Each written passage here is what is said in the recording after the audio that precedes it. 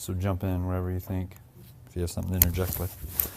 Okay, so thanks for making that connection, and I think that then kind of delves into this. And I was in with Malonge on that conversation, but I wasn't there, but I feel like I was there based on listening to Dave on his cast. So what they're working on is creating this U.S. history assessment cohort. And so, as Dave said, while you're thinking of this, if you're a world history person, he was actively recruiting.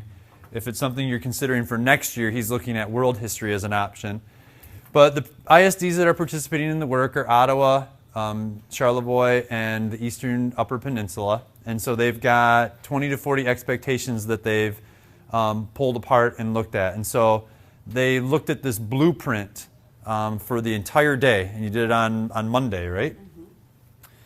So this is kind of the big scary document at the beginning, at least as I kind of understood it. So if I'm looking at this document, the thing that I'm gleaning from it here, if I remember correctly, is there's different things to look at here. First of all, you're looking at, in it, it spans out that concept that you brought out earlier around the DOK. What is the distribution of questions at those different levels of complexity? Okay? So that's one aspect that you can get from this. And you can see that they've put certain numbers in for the different depths of knowledge levels. So that would tell you then that most of their questions live in depth of knowledge 2 and 3, which makes sense. Question? Is it that cohort of people, they went through each individual question and No. They went through each individual content expectation and didn't assign the content expectation a DOK level. What they did was we talked about each of the content expectations from the standpoint of what are the big ideas within the content expectation that we want to assess. And based on those ideas and some of the skills that we're thinking through as we Right. think about how we teach it in our course, what do we think we can get out of it? So when we sit down and Ardith is back at her house, in January during a snow day, and she's taking advantage of that time to sit down and start to write those items. She had agreed that with U331, she's going to do one question that's a depth of knowledge level 1.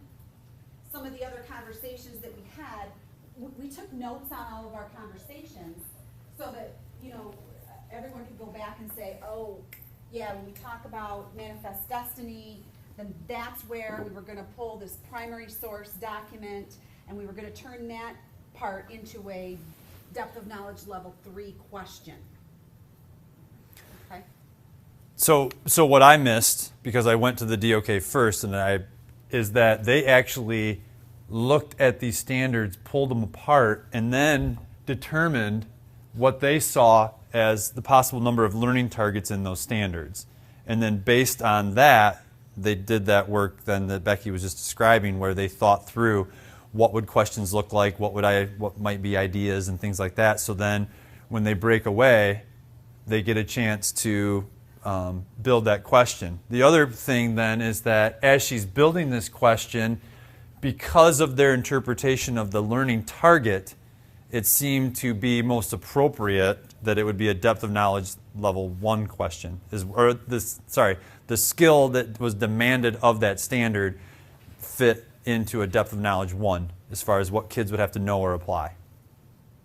Level of complexity. Susan? Can I clarify something for myself? Sure. So if I'm looking at, I can see it better here. If I'm looking at 335. Yep. Oh, that's yours, Becky, so good question. So Is that are you? you saying, Becky, that for that 335 expectation, that there are 3 concepts that you could test at DOK2 and 1 concept that you could test or write an assessment for No. at DOK1? No. Okay. And that's not me, that's a different Becky. Different Becky. Okay. But it went something like this. When we would take a look at U335, we would talk through instantly, because we're teachers, we would talk through how are we currently teaching this, and what do we teach? You know, what tend to be the biggies that come from that content expectation, because you know, some of them are, just have a ton of bullets. And, you know, we're not about to compose a question for each one. So it was, you know, what are the big takeaways? What do we need to assess with regard to this content expectation? And when we think about what we need to assess from the content standpoint, then we also looked at the skills, because we don't, you know, we didn't just say, you know what, our skills are gonna come from those content expectations, because if you do that, you look all day and you're not gonna get anywhere. So we took the content from the content expectations, and we took an emphasis on the skills from the C3 and from the literacy standards.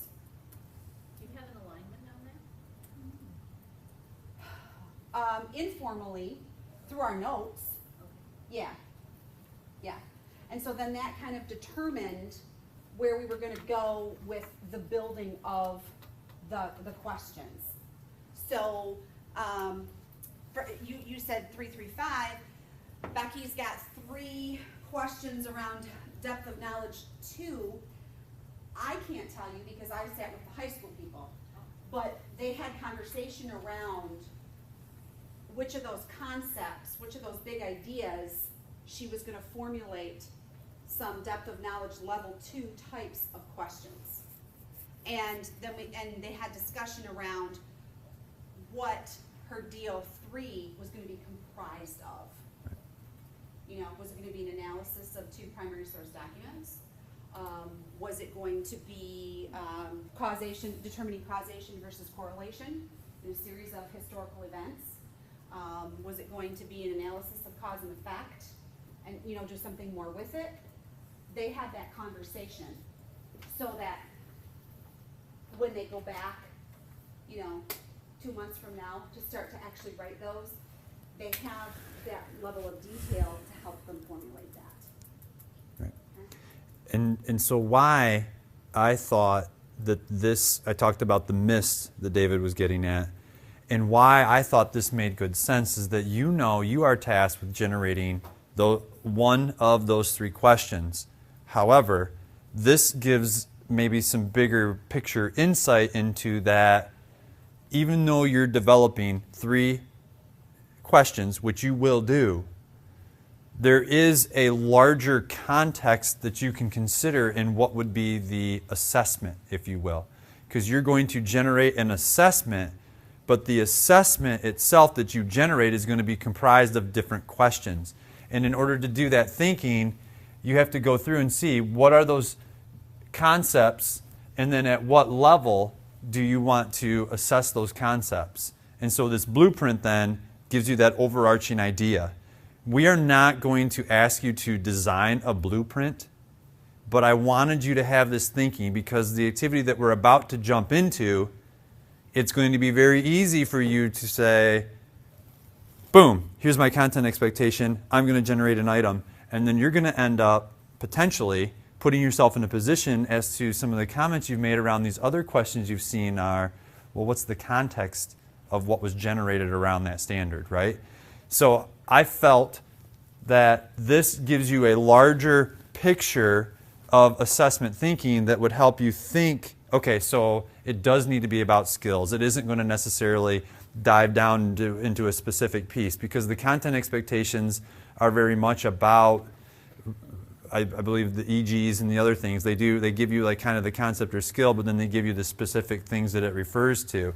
So what's a way that you can write it so that it is going to be able to dig down into that critical skill?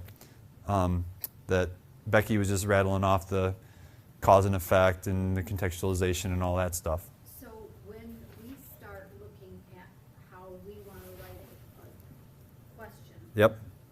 we could look at this and say, okay, so for 335, they determined that you could do a DOK2 and you could do a DOK3. So then it'll be our job to figure out how could we write a DOK2. And this is just their blueprint for their work. I'm just trying to create a perspective to say, if this is kind of their determination, yeah, you could support that work by coming up with an additional question. Because as David said, you're going to come up with probably 150 questions or so, and they'll be dispersed amongst maybe end of unit and all that, right? is how he kind of played it out. It's not like all 150 questions are going to go on the end of course assessment. Right, it'll look more like a bank, Right. but it'll be, here's the bank of, because again, you know, when you think about the 5 Ps of quality assessment, that first one with regard to purpose, Right. our purpose was a little different than your purpose. Right. Because our purpose was, you know, going in, okay, let's come up with a, you know, uber comprehensive end of course exam, right? So I said, let's picture that we're in July and we're standing in the high school office and a kid comes in and he's made an appointment or she's made an appointment with the principal to test out of your US history course, okay? So what do you want to know, what do you want to ask to solidify that they legitimately have mastered those skills and those content expectations where you could justify saying, yep, that kid's semester or 2 trimesters is better spent elsewhere. And so that's a different purpose than when you guys are, you know, getting good and honing your craft at these Right. type of assessment building with regard to a particular content expectation. You know, you're probably looking at it from more of a standpoint of, at the end of my unit that I taught 2 weeks ago, or over the last 2 weeks, you know, what do I want to assess? Because your priorities are gonna look a little different than if you take the whole course into consideration in general. Right. You know what I'm saying?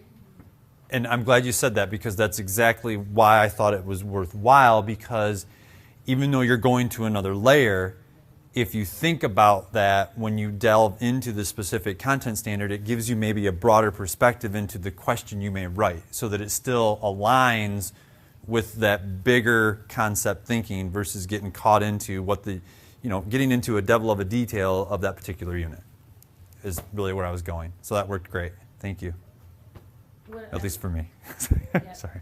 I would also like to see an area where you can do how we spoke about. One question might actually cover 2 different areas, and to see. I mean, that might be Yeah. And we messy. have that. And that's represented in here in some way. I can't remember exactly how we articulated it, but there's a place where they've taken that into consideration. And yeah, and that those discussions came about naturally right. from the standpoint of performance tasks. Because if you look at a true performance task, it encompasses more than one content expectation. And so, again, we wanted to be thorough. So we wanted everyone to be writing, you know, selected response, constructed response, but we said, guys, we're not gonna write 100 and some performance tasks. Because Right. realistically, when you're assessing kids, you're gonna ask maybe 1 on a unit assessment. You're gonna ask maybe 2 in a testing type of situation, like a smarter, balanced type of testing situation. So let's think about, when we get done hashing out each of these individual content expectations, let's talk about where we're seeing a lot of overlap. Let's talk about where, when we read the standard and then we've hashed out the content expectations, it wasn't all in there. And how can we bring that all in through a performance task? So that kind of came at the, toward the end of the discussions. How would you map? What's the discussion about the organization of how to make that visible on a document like this? Like, do you know what I'm trying to ask? It's the, how do you organize the overlap? How might you? I think it would come down utilize that? to, if you'd probably have to go back to your question item. Remember we said 3 questions per item. So you may not have to generate, if you had a question item that spoke to 2 different standards, that one question could be counted in 2 different places. So, We could add a column to say something to that effect. sure. Right, right. Sure. And again, the end blueprint Right. is going to look different than the beginning blueprint. Right.